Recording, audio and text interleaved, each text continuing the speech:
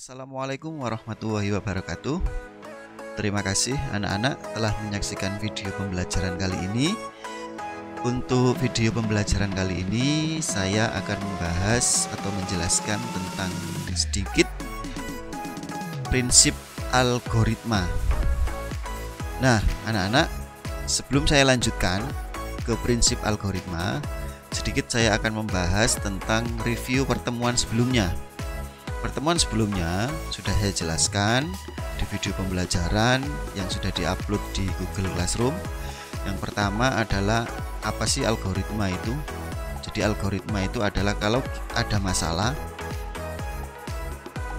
algoritma adalah cara menyelesaikan masalah dengan cara yang efektif sehingga mendapatkan jawaban atau solusi yang terbaik. Itu yang disebut dengan algoritma. Terus kemudian di minggu sebelumnya sudah saya beri contoh algoritma dan sudah saya beri tugas untuk membuat contoh algoritma dalam kehidupan sehari-hari juga. Terus yang ketiga, asal kata algoritma ini sudah saya bahas di pertemuan sebelumnya. Nah, anak-anak, untuk tujuan pembelajaran kali ini, yang pertama, nanti kalian dapat menjelaskan prinsip algoritma. Yang kedua, kalian juga dapat mengidentifikasi masalah sesuai dengan prinsip algoritma. Ini tujuan pembelajarannya. Nah, anak-anak, apa sih prinsip algoritma itu? Yang pertama, algoritma harus berhenti setelah mengerjakan sejumlah langkah terbatas. Artinya, setelah kita menyusun atau membuat algoritma, jadi kalau langkahnya sudah selesai, stop. Jangan dimulai langkah lagi. Ya. Itu yang pertama. Yang kedua, setiap langkah harus didefinisikan secara jelas dan tidak memiliki pemahaman yang ambigu. Jadi setiap kalimat yang kalian tulis pada langkah algoritma itu harus jelas dan tidak memiliki pemahaman yang ambigu. Apa pemahaman yang ambigu? Pemahaman yang ambigu adalah memiliki makna ganda. Itu tidak boleh.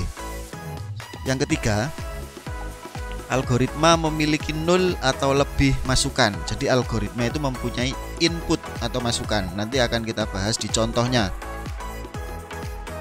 Selanjutnya, algoritma memiliki 0 atau lebih keluaran.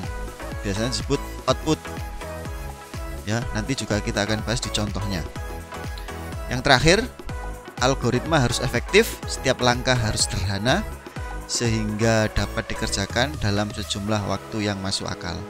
Jadi algoritma yang kita susun harus efektif, sederhana, dan dapat dikerjakan dalam waktu yang masuk akal. Itu anak-anak prinsip dari algoritma. Nah, saya beri contoh lagi. Algoritma update status di Facebook. Yang pertama, klik pada isian apa yang Anda pikirkan. Ingat kalimat tidak ambigu, ya, harus jelas. Yang kedua, ketikkan status yang diinginkan. Nah, ini ketikkan status yang diinginkan. Saya hubungkan dengan prinsip algoritma. Kalimat ini adalah termasuk prinsip algoritma. Algoritma memiliki input. Ketikan status, berarti mengetikkan status di Facebook itu termasuk input, ya. Jadi harus sesuai dengan prinsip algoritma. Yang ketiga, tambahkan pelengkap seperti foto, penanda lokasi, dan sebagainya. Nah, harus jelas, tidak memiliki kata ambigu, dan efektif. Yang keempat, klik kirim. Nah, pada prinsip algoritma ini adalah outputnya, ya. Nah, ini adalah contoh algoritma mengupdate status di Facebook. Kalian juga kemarin juga sudah saya beri tugas untuk membuat contoh algoritma dalam kehidupan sehari-hari. Masih banyak yang belum sesuai dengan prinsip. Jadi Nah, sekarang setelah melihat video pembelajaran ini, setiap kali kamu membuat contoh algoritma harus disesuaikan dengan prinsip algoritma.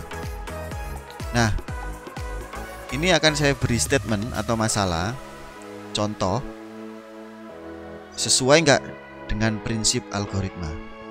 Yang pertama, langkah menjalankan sepeda motor dimulai dari menghidupkan starter, memasukkan kunci kontak, menekan gigi 1, perbesar gas, kemudian jalankan sepeda motor.